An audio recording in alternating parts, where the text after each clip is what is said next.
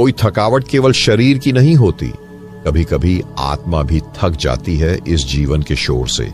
चेहरे की झुर्रियां हमें नहीं बताती कि हम बूढ़े हो रहे हैं, बल्कि वो आंखें जो अब चमकना भूल गई हैं, वे संकेत हैं कि भीतर कोई अलौकिक शक्ति हमसे दूर हो रही है। पर क्या यह थकान टाली जा सकती है? क्या बुढ़ापा केवल उम्र का खेल है, या फिर चेतना की एक साधना से हम समय को छूकर रोक सकते हैं? इस जीवन में बहुत कुछ हमारे हाथ में नहीं होता, लेकिन अपने भीतर उतरना यह अधिकार केवल आपके पास है। जो ध्यान आज आप जानने जा रहे हैं वह केवल आंखें बंद करने की क्रिया नहीं है, यह आपकी आत्मा की यात्रा को अमृता की ओर ले जाने वाला द्वार है। यह वीडियो केवल जानकारी नहीं है, यह आमंत्रण है उस गहराई में उतरने का जहां उम्र, थकावट, बुढ़ापा सब बाहर रह जाते हैं। यदि आप सच में अपने जीवन को भीतर से छूना चाहते हैं तो यह यात्रा आपके लिए है। प्यारे साधकों, इस यात्रा को अधूरा मत छोड़िए, और हां, अपने अनुभव को कमेंट में जरूर साझा करें। तो चलिए शुरू करते हैं। जिसे आप बुढ़ापा समझते हैं वह शरीर का अंतिम काल नहीं, बल्कि चेतना से कट जाने की प्रतिक्रिया है। परमहंस योगानंद जी कहते थे, मनुष्य का शरीर नश्वर है, पर चेतना यदि जागृत हो जाए तो समय उस पर असर नहीं करता। ध्यान वह विज्ञान है जिसमें समय की धार को पलटने की क्षमता छिपी है। क्या आप कभी रुककर सोचे हैं, हम दिन भर किस ओर दौड़ रहे हैं? क्या वह दौड़ हमें जवानी की ओर ले जा रही है या बुढ़ापे के गर्त में धकेल रही है? क्या जीवन की तेज रफ्तार ही हमारी ऊर्जा को सोख रही है? और सबसे बड़ा सवाल, क्या हम सच में जी रहे हैं या बस धीरे धीरे मिट रहे हैं? योगानंद जी की साधना में ध्यान केवल मानसिक शांति नहीं देता, वह एक ऐसा आत्मिक सर्जन है जो भीतर की बासी ऊर्जा को हटाकर नवीन ऊर्जा का संचार करता है। जब आप गहराई से ध्यान करते हैं, आपके भीतर एक कंपन जन्म लेता है। जो कंपन कोशिकाओं में प्राण फूंकता है, जो रक्त में गति देता है, जो हृदय की धड़कनों को दिव्यता से भर देता है।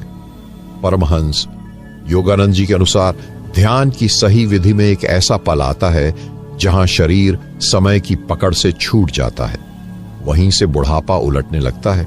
कोई चमत्कार नहीं होता, बल्कि यह उस साधक की सत्यनिष्ठ साधना का परिणाम होता है जो प्रतिदिन भीतर उतरता है और भीतर से उम्र की पकड़ को ढीला करता है। आपसे कोई यह नहीं कहेगा कि ध्यान करें और जवान हो जाएं, पर जो यह साधना करता है वह स्वयं जान लेता है कि ऊर्जा में नयापन आ रहा है, नेत्रों में चमक लौट रही है और शरीर की थकावट जैसे धुल रही है। क्या ध्यान की यह शक्ति केवल कुछ महापुरुषों के लिए है, या क्या कोई सामान्य व्यक्ति भी इसे प्राप्त कर सकता है? आपको उत्तर खुद खोजने होंगे। ध्यान कोई तर्क का विषय नहीं, यह अनुभूति का द्वार है। जिस दिन आप भीतर उतर जाएंगे, आपको शब्दों की आवश्यकता नहीं पड़ेगी, आपका अनुभव स्वयं बोलेगा। पर क्या यह ध्यान कोई तकनीक है या यह कोई रहस्य है जिसे योगानंद जी ने केवल कुछ लोगों को सौंपा? क्या हम भी उस विधि को जान सकते हैं?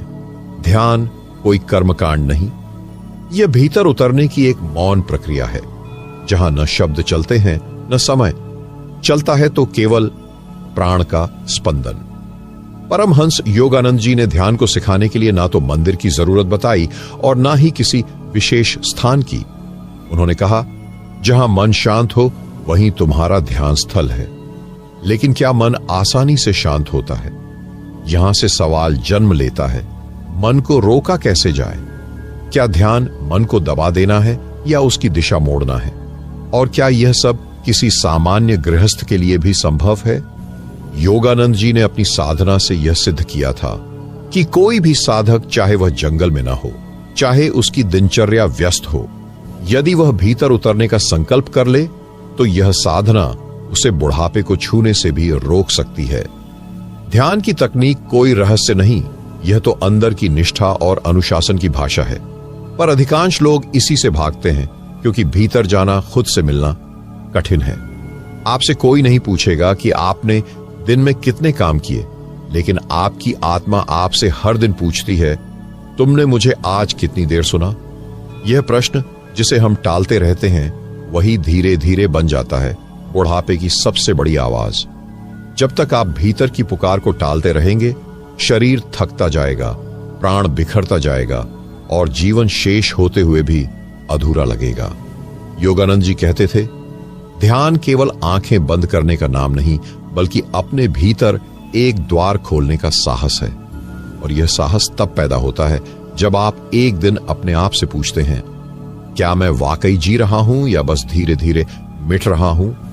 ध्यान की यह विधि कोई रहस्य नहीं, बल्कि एक शुद्ध अनुभव है जो हर साधक के लिए खुला है, जो यह स्वीकार करे कि बाहर की दुनिया से ज्यादा भीतर का सन्नाटा सत्य है। लेकिन जब कोई साधक भीतर उतरना शुरू करता है तो सबसे पहले उसका सामना किससे होता है? प्रकाश से या अंधकार से? जब साधक पहली बार भीतर की यात्रा पर उतरता है तो उसे प्रकाश नहीं मिलता, मिलता है अंधकार। क्योंकि यह अंधकार बाहर का नहीं, बल्कि वर्षों से जमा हुआ भीतर का बोझ है, जिसे अब तक टाला गया, अनदेखा किया गया। पर योगानंद जी कहते थे, ध्यान का पहला चमत्कार है वह तुम्हें तुमसे मिला देता है। और जब आप अपने ही भीतर उतरते हैं तो सबसे पहले वही बातें सामने आती हैं जिनसे आप भागते रहे। अधूरी इच्छाएं, अपराध बोध, अंधेरे विचार और मौन आक्रोश। सवाल यह नहीं कि अंधकार है या नहीं, सवाल यह है कि क्या आप उस अंधकार में भी ठहर सकते हैं? क्या आप अपने ही भीतर की परछाइयों को देख पाने का साहस रखते हैं? क्योंकि जहां परछाई होती है वहीं कहीं ना कहीं प्रकाश का स्रोत भी होता है। योगानंद जी की साधना यही सिखाती है कि जो साधक अंधकार से डरता नहीं, वह अंततः उस दिव्यता तक पहुंचता है जहां उम्र, शरीर और समय सब क्षणिक लगने लगते हैं। लेकिन यह राह आसान नहीं है। ध्यान करते हुए जब भीतर उतरना शुरू होता है तो मन विचलित करता है, कभी बीते हुए दृश्य, कभी भविष्य की चिंता, तो कभी शरीर की असहजता। तो क्या ध्यान में बैठने का मतलब यही बेचैनी सहना है, या उस बेचैनी के पार जाना है? और उस पार क्या होता है? योगानंद जी बताते हैं कि जब मन पूरी तरह थमता है तब एक पल आता है जब भीतर से एक कंपन फूटता है, जिसे उन्होंने spinal current of divine energy कहा। यह कोई भावनात्मक कल्पना नहीं, यह एक अनुभव है जो साधक को इस सत्य से जोड़ता है, मैं शरीर नहीं हूं, मैं समय नहीं हूं, मैं चेतना हूं। और यही क्षण होता है जब ध्यान बुढ़ापे को रोकना नहीं, बल्कि उम्र की परिभाषा को ही पलटना शुरू कर देता है। जिस शरीर को हम थकता हुआ समझते हैं वह पुनः ऊर्जावान हो उठता है, क्योंकि अब वह सिर्फ भोजन पर नहीं, प्राण पर, ध्यान पर और दिव्यता पर जीवित है। यह कोई चमत्कार नहीं, बल्कि यह उस साधना का फल है जिसमें साधक हर दिन भीतर की यात्रा पर उतरता है और वहां उस मौन शक्ति से जुड़ता है जो समय को स्पर्श कर सकती है और रोक सकती है। पर यह शक्ति भीतर से कैसे उत्पन्न होती है? क्या यह किसी विशेष तकनीक से आती है या केवल प्रेम और समर्पण से? पर यह शक्ति भीतर से कैसे उत्पन्न होती है? क्या यह किसी विशेष तकनीक से आती है या केवल प्रेम और समर्पण से? ध्यान कोई यांत्रिक प्रक्रिया नहीं, यह एक अंतर यात्रा है जहां साधक तकनीक से आगे बढ़कर अनुभूति में प्रवेश करता है। परमहंस योगानंद जी कहते थे, जिससे तुम बाहर से पाना चाहते हो उसे भीतर से प्रेम करो, फिर वह स्वयं तुम्हारे भीतर से प्रकट हो जाएगा। सवाल यह है, क्या हम ध्यान करते समय केवल मन को शांत कर रहे हैं या हम अपने भीतर के प्रेम स्रोत को जगा रहे हैं? क्या बिना प्रेम के ध्यान जीवित रह सकता है? और क्या बिना समर्पण के साधना फलदायी हो सकती है? योगानंद जी की साधना का मूल मंत्र था, डिवाइन लव है दी हाइस्ट फोर्स। ध्यान को शक्ति प्रदान करने वाली ऊर्जा कोई विशेष आसन या मुद्रा नहीं, बल्कि वह प्रेम है जो साधक के भीतर ईश्वर को पाने की प्यास बन जाता है। यह प्रेम न तो व्यापार करता है और न ही उसे तर्क चाहिए, वह बस देना चाहता है, समर्पित होना चाहता है। तो क्या ध्यान में बैठना प्रेम में बैठने जैसा है? हां, ध्यान उसी क्षण जीवित होता है जब आपकी आत्मा भीतर कहती है, हे परमात्मा, मैं तैयार हूं स्वयं को तुझ में विलीन करने के लिए। पर प्रेम और समर्पण के बीच एक दीवार है, अहंकार की दीवार। यह दीवार उस साधक को रोकती है जो ध्यान को उपलब्धि बनाना चाहता है, ना कि अर्पण। तो क्या ध्यान कोई उपलब्धि नहीं है?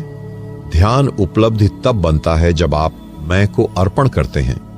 और वही अर्पण उम्र के प्रभाव को भी धीमा कर देता है। बुढ़ापा शरीर में नहीं आता, वह उस क्षण आता है जब आप भीतर से थक जाते हैं या भीतर से टूट जाते हैं। और ध्यान यदि प्रेम पूर्वक किया जाए तो वह टूटे हुए भीतर को दिव्यता की छाया में सहेजता है, नवजीवन से भरता है। पर सवाल यह है, प्रेम और समर्पण को भीतर कैसे जगाया जाए? क्या वह केवल ग्रंथ पढ़कर आएगा या वह किसी अनुभव की आग से जन्म लेगा? योगानंद जी के अनुसार जब साधक केवल पाने नहीं बल्कि स्वयं को अर्पित करने आता है, तब भीतर की शक्ति स्वतः जाग जाती है और वही शक्ति मन को पार कर जाती है, शरीर की थकावट को मिटा देती है और समय को झुकने पर विवश कर देती है। पर क्या आत्मसमर्पण भी एक अभ्यास है या यह किसी गहरे झटके, किसी आंतरिक टूटन से जन्म लेता है? आत्मसमर्पण का बीज कभी कभी अभ्यास में नहीं बल्कि टूटन में अंकुरित होता है। जब जीवन की कठोर लहरें आपके सारे संकल्पों को तोड़ देती हैं, जब कोई उपाय शेष नहीं रहता, तब भीतर से एक मौन आवाज उठती है, अब कुछ भी मेरा नहीं, अब मैं केवल तेरा हूं। यह वही क्षण होता है जब अहंकार की दीवारें दरकती हैं और आत्मा सत्य के आगे झुक जाती है। योगानंद जी ने इसी झुकने को स्वर्ण द्वार कहा था, जहां से होकर साधक ध्यान की गहराई में प्रवेश करता है। पर सवाल यह है, क्या हम टूटे बिना समर्पण कर सकते हैं? क्या अभ्यास और विनम्रता से भी यह द्वार खुल सकता है? उत्तर सीधा है, हां, यदि साधक अपनी सीमाओं को पहचान ले। अभ्यास वह दिया है जो अंधकार से लड़ता नहीं बल्कि निरंतर जलता है, अपने प्रकाश से उसे तिरोहित करता है। आत्मसमर्पण की प्रक्रिया मन को पराजित नहीं करती बल्कि उसे शांत करती है प्रेम से। जब साधक हर भावना को, हर विचार को और हर आशा को ध्यान में बैठकर समर्पित कर देता है, तो भीतर अदृश्य मौन उतरने लगता है और उसी मौन से जन्म लेता है नवजीवन। वह नवजीवन जिसमें उम्र का कोई बंधन नहीं होता, क्योंकि वह शरीर की पहचान से नहीं बल्कि आत्मा की चेतना से जुड़ा होता है। सवाल यह है, क्या यह नवजीवन सभी के लिए संभव है या केवल उन योगियों के लिए जो हिमालय में साधना करते हैं? योगानंद जी ने इसी भ्रांति को तोड़ा। उन्होंने सिद्ध किया कि हर मनुष्य, हर गृहस्थ, हर जिज्ञासु, यदि वह ध्यान में प्रेम और समर्पण के साथ उतरता है, तो उसे वही शक्ति प्राप्त हो सकती है जो वर्षों की तपस्या से मिलने वाली कही जाती है। तो क्या ध्यान से बुढ़ापा रुकता है या वह बुढ़ापे की परिभाषा को ही बदल देता है? असल में ध्यान शरीर के क्षरण को स्वीकार करते हुए भी उसमें चेतना का पुष्प खिलाता है। यह चेतना वही है जो थके शरीर को प्रकाशमय बना सकती है। यह कोई कल्पना नहीं बल्कि अनुभूति है, और यही अनुभूति योगानंद जी की साधना का मूल सार है। लेकिन जब साधक इस चेतना में स्थिर होने लगता है तो भीतर क्या बदलने लगता है? मन, सांस या कुछ और? जब साधक चेतना में टिकना शुरू करता है तो सबसे पहले जो बदलता है वह भ्रम है। अब तक जो वह मैं समझता था वह दरकने लगता है। जिसे वह अपना मन, अपनी इच्छा, अपनी पहचान मानता था, वह धुंध की तरह छंटने लगती है। परमहंस योगानंद जी कहा करते थे, तुम वह नहीं हो जो सोचते हो, बल्कि वह हो जो सोचने से परे है। तो क्या चेतना में स्थिर होना सोच से मुक्त हो जाना है? नहीं, यह सोच के पार जाकर एक स्थिर मौन बिंदु में टिक जाना है। यह बिंदु मन का नहीं होता, यह प्राण का भी नहीं होता। यह तो उस सूक्ष्मतम अनुभूति का केंद्र होता है जहां मैं और ईश्वर के बीच कोई दूरी नहीं रह जाती। अब साधक का मन विचारों की गति नहीं बल्कि प्रकाश की गहराई को छूता है, और प्राण अब शरीर को चलाने वाली ऊर्जा नहीं बल्कि अंतर यात्रा की अग्नि बन जाते हैं। ध्यान अब केवल बैठने की क्रिया नहीं रह जाती बल्कि होने की अवस्था बन जाती है। प्रश्न यह है, क्या यह अवस्था केवल अनुभवी योगियों को ही मिलती है या कोई सच्चा साधक, भले ही साधारण जीवन में हो, इस प्रकाश को छू सकता है? योगानंद जी का जीवन इस प्रश्न का उत्तर था। उन्होंने दिखाया कि चेतना में स्थिर होना किसी पहाड़ की गुफा का अधिकार नहीं है बल्कि हृदय की सच्चाई का वरदान है। यह स्थिरता उतार चढ़ाव के बीच स्थायी रहती है। बाहर कुछ भी घटे, भीतर एक शांत नाड़ी बहती रहती है जो कहती है, मैं समय का अंश नहीं हूं। और यहीं से ध्यान केवल मानसिक प्रक्रिया नहीं बल्कि काल को पार करने की साधना बन जाता है। बुढ़ापा, बीमारी, थकावट अब साधक को पकड़ नहीं पाते, क्योंकि उसका ध्यान उसे उस स्रोत से जोड़ चुका होता है जहां शरीर से परे अमृत तो बहता है। अब वह मृत्यु को नहीं टालता बल्कि उसे देखता है, जैसे कोई नदी अपने ही तट को देखती हो। यह दृष्टि साधारण नहीं होती। तो क्या साधक इस स्थिति में सर्वज्ञ हो जाता है या वह और भी विनम्र हो जाता है? उत्तर छिपा है उस मौन में जो ध्यान के बाद भी साधक के भीतर बना रहता है। वह मौन बोलता नहीं पर भीतर सब कह देता है। लेकिन जब यह मौन गहराता है तो क्या भीतर कोई नई आवाज जन्म लेती है या फिर सब कुछ शून्य में विलीन हो जाता है? ध्यान का मौन शून्यता नहीं है बल्कि पूर्णता की भाषा है। साधक जब उस मौन में डूबता है तो भीतर कोई आवाज नहीं आती बल्कि सारी आवाजें समाप्त हो जाती हैं, और फिर जो उठता है वह किसी शब्द का नहीं होता, किसी भाषा का नहीं होता, वह होता है प्रत्यक्ष अनुभव। पर यह अनुभव इतना सूक्ष्म होता है कि केवल पूर्ण समर्पण और पूरी शुद्धता से भरा मन ही उसे ग्रहण कर सकता है। यह सवाल उठता है, क्या हर ध्यान में मौन आता है या क्या हर मौन अनुभव बनता है? नहीं, मौन अपने आप में कोई उपलब्धि नहीं है जब तक वह भीतर के अहंकार को गलाकर चेतना को तरल न कर दे। जब मौन अनुभव बनता है तो वह केवल भीतर नहीं रुकता, वह जीवन के हर स्पंदन में उतर आता है। अब साधक को हर सांस, हर स्पर्श, हर दृश्य एक संकेत की तरह प्रतीत होता है, जैसे कोई दिव्य उपस्थिति हर दिशा में संदेश बनकर फूंक दी गई हो। यह वह क्षण है जहां साधक की आत्मा अनुभव से आत्मा को पहचानने लगती है। योगानंद जी कहा करते थे, जो मौन में नहीं सुना वह संसार के कोलाहल में कभी नहीं सुनेगा। तो क्या मौन ही ईश्वर है? नहीं, ईश्वर मौन नहीं है, पर मौन के द्वारा ही उसे छुआ जा सकता है, क्योंकि मौन ही वह दर्पण है जिसमें आत्मा पहली बार स्वयं को ईश्वर की आंखों से देखती है। अब प्रश्न यह है, क्या यह देखना भी एक भ्रम हो सकता है? क्या कहीं यह ध्यान भी एक मानसिक खेल बन सकता है? बिल्कुल, यदि साधक की भक्ति में प्रेम की सच्चाई ना हो। सच्चा ध्यान शुद्ध प्रेम से ही जन्मता है। जब प्रेम सिद्ध से अधिक प्रिय होता है, जब मिलना नहीं सिर्फ समर्पण प्रिय होता है, तब मौन में जो जन्म लेता है वह ईश्वर नहीं बल्कि ईश्वर का स्पर्श होता है। और वही स्पर्श मन को बूढ़ा नहीं होने देता, क्योंकि वह हर पल को नया बना देता है। अब समय साधक के लिए एक रेखा नहीं बल्कि एक कमल की तरह खिलता क्षण बन जाता है। हर क्षण ईश्वर का आमंत्रण होता है, हर क्षण जन्म की तरह पवित्र होता है। और तब ध्यान केवल अभ्यास नहीं रह जाता बल्कि प्रेम में डूबा हुआ एक मौन उत्सव बन जाता है। लेकिन जब जीवन स्वयं एक उत्सव बन जाए तो क्या साधक को अब प्रयास की आवश्यकता रहती है या फिर साधना अपने आप साधक बन जाती है? कभी कभी साधना इतनी गहराई तक उतर जाती है कि वह साधक से अलग नहीं रहती। वह श्वास बन जाती है, वह दृष्टि बन जाती है, वह संगीत की तरह बहती है, बिना वाद्य, बिना आवाज, सिर्फ अनुभूति में गूंजती हुई। अब साधक साधना नहीं करता, साधना ही साधक बन गई होती है। यह वह स्थिति है जहां प्रयासपूर्ण स्वाभाविकता में ढल जाता है। जैसे किसी बच्चे को हंसने के लिए कोई अभ्यास नहीं करना पड़ता, वैसे ही साधक को अब ध्यान में उतरने के लिए कोई विशेष परिस्थिति नहीं चाहिए होती। न दिन चाहिए, न समय चाहिए, न आसन चाहिए, बस एक भीतर का स्पर्श चाहिए। लेकिन यह सहजता किसी आलस्य की देन नहीं होती बल्कि वर्षों की सच्ची तपस्या की फसल होती है। अब मन शरीर का अंग नहीं बल्कि चेतना का दर्पण बन जाता है। साधक चलते फिरते भी ध्यान में होता है, बोलते बतियाते भी मौन में होता है।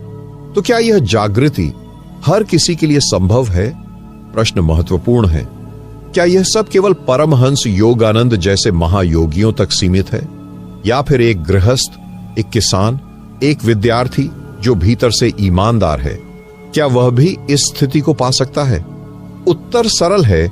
चेतना किसी वर्ग या स्थिति की मोहताज नहीं, वह केवल सच्चाई और प्रेम की भाषा समझती है। यदि भीतर ईमानदारी है तो ध्यान स्वयं ही साधना बन जाता है, प्रार्थना स्वयं ही उत्तर बन जाती है। लेकिन इस सरलता में भी एक रहस्य है। जैसे कोई नदी कभी नहीं पूछती उसे किनारे किसने दिए, वैसे ही साधक अब प्रश्न नहीं करता, बस प्रवाह बन जाता है। अब वह कहीं जाना नहीं चाहता, क्योंकि वह जान चुका होता है जो खोज रहा था वह तो उसके भीतर पहले से ही था। तो क्या यह अंत है साधना का? नहीं, यह तो एक और आरंभ है। अब साधना ईश्वर को पाने का साधन नहीं, बल्कि ईश्वर को अनुभव करने का नृत्य बन जाती है। हर क्षण एक मंत्र बन जाता है, हर दृष्टि एक पूजा बन जाती है, हर मौन एक गर्भ है जिसमें ईश्वर की उपस्थिति पल रही होती है। अब साधक नहीं जानता कि वह ध्यान कर रहा है या जी रहा है, क्योंकि उसका जीवन ही ध्यान बन चुका होता है। लेकिन जब ध्यान जीवन बन जाए तो क्या जीवन भी ध्यान के उत्तर देने लगता है? ध्यान जब केवल अभ्यास नहीं रहता बल्कि जीवन बन जाता है, तो फिर जीवन भी साधक से संवाद करने लगता है। हर घटना, हर व्यक्ति, हर परिस्थिति एक संकेत बन जाती है। कोई शब्दों में कुछ कह रहा होता है, लेकिन साधक उसके मौन में छुपे हुए भाव को सुन रहा होता है। कोई दृश्य बाहर घट रहा होता है, पर साधक भीतर की हलचल को पहचान रहा होता है। अब प्रश्न यह नहीं रहता ध्यान कब करना है, बल्कि प्रश्न बदल जाता है, ध्यान से कैसे जीना है। क्या आप कभी इस ओर रुके हैं? क्या कभी ऐसा लगा है कि कोई साधारण बात भी आपके भीतर कोई असाधारण कंपन छोड़ गई?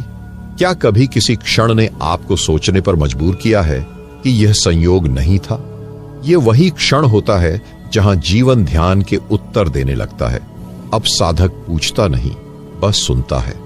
वह जानता है प्रश्न वही हैं, उत्तर वही हैं, लेकिन अब जागने वाला मन बदल गया है। ध्यान की यह अवस्था साधक को अलग नहीं बनाती, बल्कि सबसे अधिक जुड़ा हुआ बना देती है।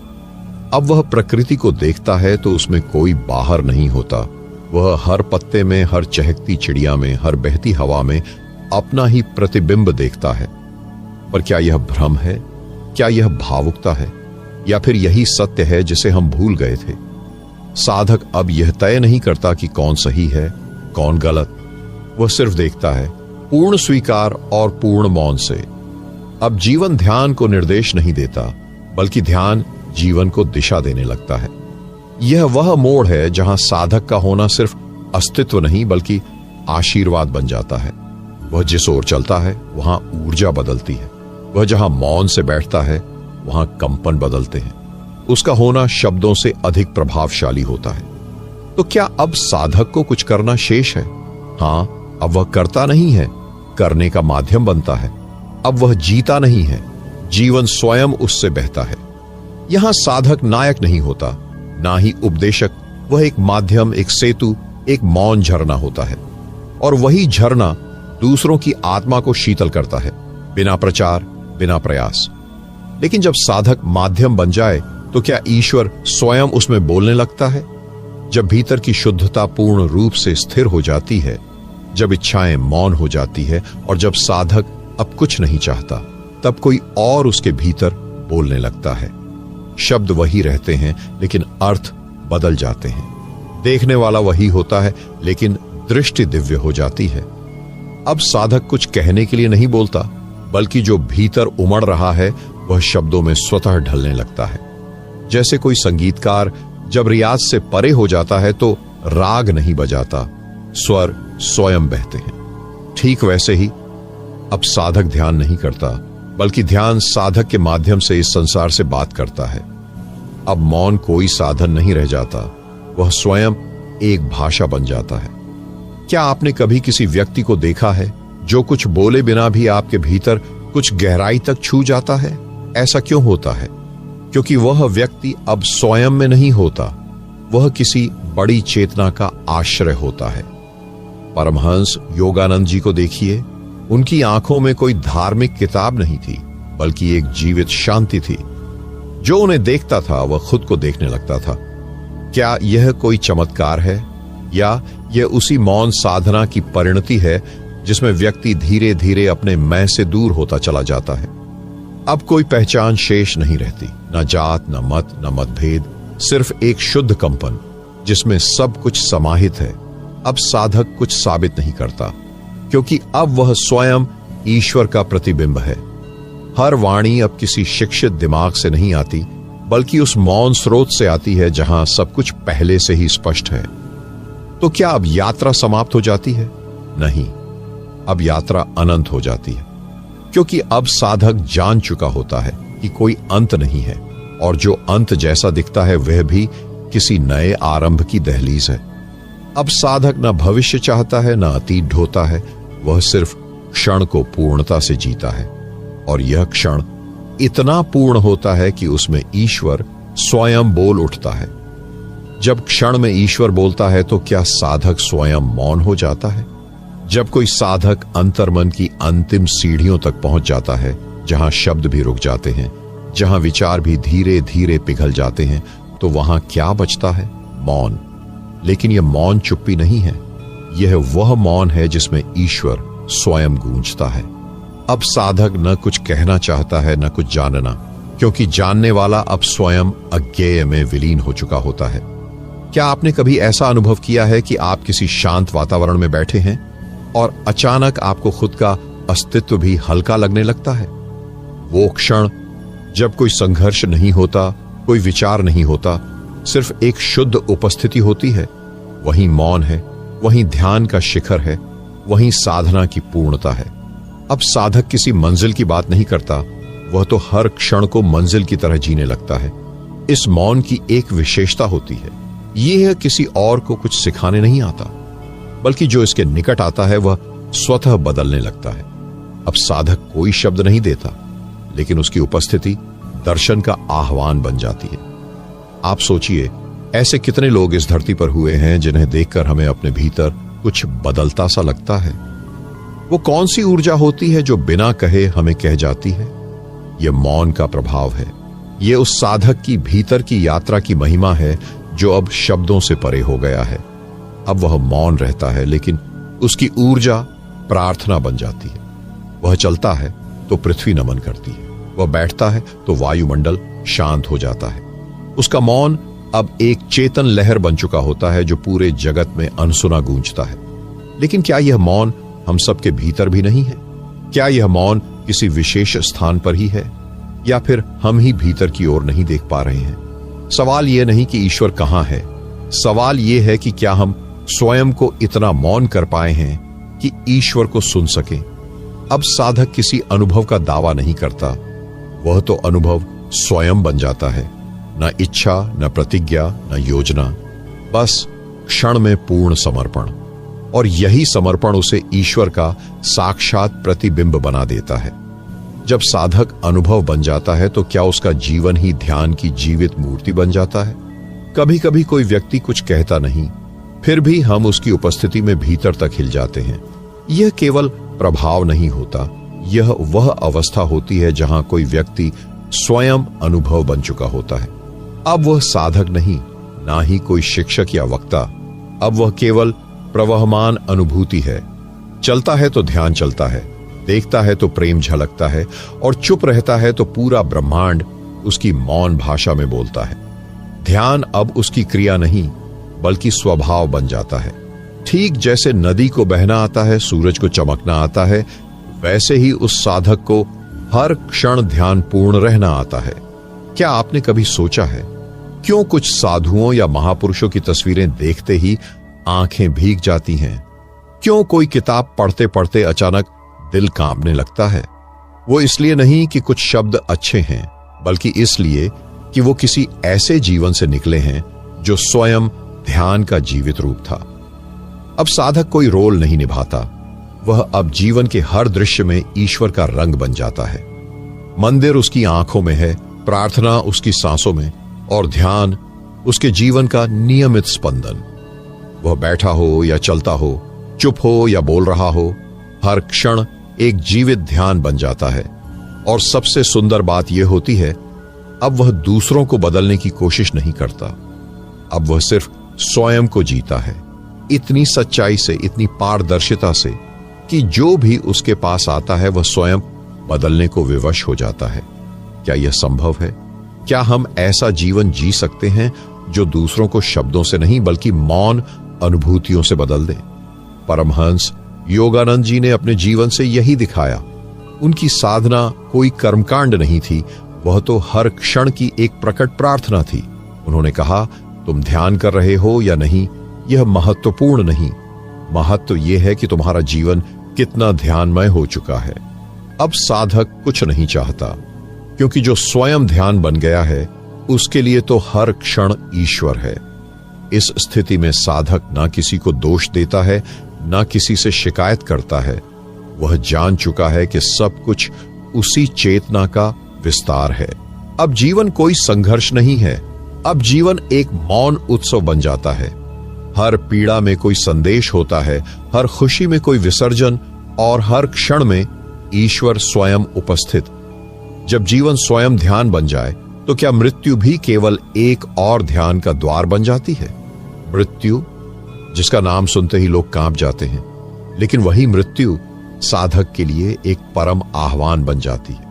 एक ऐसा द्वार जहां से होकर आत्मा अपनी सबसे गहरी उड़ान भरती है। जिसे दुनिया अंत कहती है, उसे साधक एक नए आरंभ का प्रवेश द्वार मानता है। पर यह कैसे संभव है? क्योंकि जिसने जीवन को ध्यान में जिया हो, वह मृत्यु को डर की तरह नहीं देखता, बल्कि एक और ध्यान की गहराई की तरह अनुभव करता है। अब वह मृत्यु से भागता नहीं, वह उसे स्वीकार करता है, आलिंगन करता है। क्यों? क्योंकि वह जान चुका होता है कि हम शरीर नहीं हैं, ना ही विचार हैं, बल्कि शुद्ध चेतना है जो केवल रूप बदलती है। परमहंस योगानंद जी ने अपनी साधना के अंतिम क्षणों में भी जो स्थिरता, जो मुस्कान, जो मौन भरा तेज था, वह इस सत्य का प्रमाण था। उन्होंने मृत्यु को नहीं आने दिया, बल्कि स्वयं उसे आमंत्रित किया, ध्यान में, मौन में, प्रेम में। क्या कोई साधक ऐसा हो सकता है जो मृत्यु को देखकर डरता नहीं, बल्कि उसे पहचानकर नमस्कार करता है? क्या आप सोच सकते हैं कि जब श्वास थमे तब दिल में डर नहीं, बल्कि गहराई का संगीत गूंजे? यह संभव है, लेकिन तब जब हमने जीवन को सच्चे ध्यान में जिया हो। ध्यान ऐसा नहीं जो केवल 1 घंटे तक किया जाए, बल्कि जो हर सांस में रच जाए, हर दृष्टि में उतर जाए, हर मौन में बसा हो। जब साधक इस स्तर तक पहुंचता है तो मृत्यु केवल रूपांतरण का एक क्षण बन जाती है। वह जानता है कि मैं मिट नहीं रहा, मैं बस एक और यात्रा पर निकल रहा हूं। इसलिए सच्चे साधक की मृत्यु शांत होती है, गंभीर होती है और दिव्य होती है। वहां चीख नहीं होती, वहां रुदन नहीं होता, वहां एक ध्यानमय विदाई होती है। क्या ऐसा जीवन आप नहीं जीना चाहेंगे जिसका अंत मौन की महिमा में डूबा हुआ हो? क्या मृत्यु के क्षण में आप यह कहना नहीं चाहेंगे, मैंने जीवन को ईश्वर की तरह जिया, अब मृत्यु को भी ईश्वर की गोद समझकर स्वीकार करता हूं? यह वह स्थिति है जहां ध्यान केवल ध्यान नहीं, बल्कि जीवन और मृत्यु दोनों का सेतु बन जाता है। अब साधक मृत्यु के पार भी ध्यान में रहता है, क्योंकि उसकी चेतना किसी शरीर, किसी सीमा से बंधी नहीं रहती। अब वह अनंत का अंश बन जाता है और वही उसकी सिद्धि होती है। जब साधक मृत्यु के पार भी ध्यान मग्न रहता है तो क्या चेतना स्वयं अमृतत्व का अनुभव बन जाती है? मौन के पार एक और मौन होता है, ध्यान के पार एक और ध्यान, और मृत्यु के पार वो अमृता जिसे शब्द छू नहीं सकते, जिसे केवल भीतर की आंखें देख सकती हैं। क्या आपने कभी सोचा है क्यों कुछ संतों के निधन के बाद भी उनकी उपस्थिति हमें आज भी महसूस होती है? क्यों उनके शब्द समय बीत जाने के बाद भी हृदय में नई ऊर्जा भरते हैं? क्यों परमहंस योगानंद जी अपने शरीर के चले जाने के वर्षों बाद भी लाखों लोगों के जीवन में प्रेरणा और उपस्थिति की तरह जीवित है? क्योंकि उन्होंने केवल जीवन नहीं जिया था, उन्होंने चेतना को ध्यान में स्थिर कर दिया था। अब उनका अस्तित्व किसी काया तक सीमित नहीं था, वह तो शुद्ध प्रकाश, शुद्ध प्रेम बन चुके थे। यही है वह बिंदु जहां साधक शरीर और आत्मा के परे जाकर केवल चेतना बन जाता है। अब वह ना किसी समय में बंधा है, ना किसी स्थान में। उसकी उपस्थिति हर उस दिल में है जो मौन में डूबा है, जो सत्य की तलाश में है, जो ध्यान में स्वयं को भुला बैठा है। यह अमृता कोई चमत्कार नहीं है, यह उस साधक की निर्बाध साधना का परिणाम है जिसने हर सांस में ईश्वर को पुकारा, हर मौन में स्वयं को विसर्जित किया और हर क्षण एक दिव्य साक्षात्कार के साथ जिया। जब आप यह समझते हैं कि मैं शरीर नहीं हूं, मैं चेतना हूं, तब मृत्यु आपके लिए कोई खतरा नहीं रह जाती। और जब यह चेतना ध्यान में स्थिर हो जाती है तब वह कालातीत बन जाती है। अब साधक का होना उपदेश नहीं देता, लेकिन प्रेरणा बन जाता है। अब वह शब्दों से नहीं, ऊर्जा से मार्गदर्शन करता है। क्या आप नहीं चाहते कि जब आपका यह शरीर इस संसार से विदा ले तब भी आपकी चेतना उन लोगों के लिए प्रकाश का स्रोत बनी रहे जो अभी भी अंधेरे में रास्ता खोज रहे हैं? क्या आप नहीं चाहते कि आपकी साधना केवल आपको न बदलकर पूरे युग को छू ले? यह संभव है अगर आपका ध्यान केवल अभ्यास नहीं बल्कि आपकी उपस्थिति बन जाए। फिर आप अमर नहीं कहे जाएंगे, आप अमरता के अनुभव में स्थिर हो जाएंगे। जैसे महायोगी, जैसे मुनि, जैसे वे ध्यानस्थ आत्माएं जिनका नाम नहीं रहा लेकिन जिनकी प्रकाश लहरें आज भी समय की रेखाओं पर बह रही हैं। यही चेतना की सिद्ध है, यही है परमहंस की परमहंसी उड़ान। जब साधक चेतना में स्थिर हो जाता है तो क्या वह संसार में रहते हुए भी संसार से परे नहीं हो जाता? कल्पना कीजिए एक ऐसे मनुष्य की जो चलता है, बोलता है, हंसता है, लेकिन भीतर से एक महासागर की तरह शांत है। उसकी आंखों में कोई उद्देश्य नहीं, फिर भी वह हर क्षण साक्षी भाव से पूर्ण है। वह साधक न दुनिया से भाग रहा है, न उसे पकड़ रहा है, बल्कि उसे पार कर चुका है। यही है ध्यान की अंतिम अवस्था, निर्विकल्प समाधि, जहां कोई विकल्प नहीं बचता, न अनुभव का, न विचार का, न इच्छाओं का। वहां केवल एक मौन साक्षात्कार होता है जो समय और स्थान से परे है। अब साधक केवल साधक नहीं, स्वयं परमात्मा का प्रतिबिंब बन चुका होता है। वह किसी से प्रेम नहीं करता क्योंकि वह अब स्वयं प्रेम बन चुका होता है।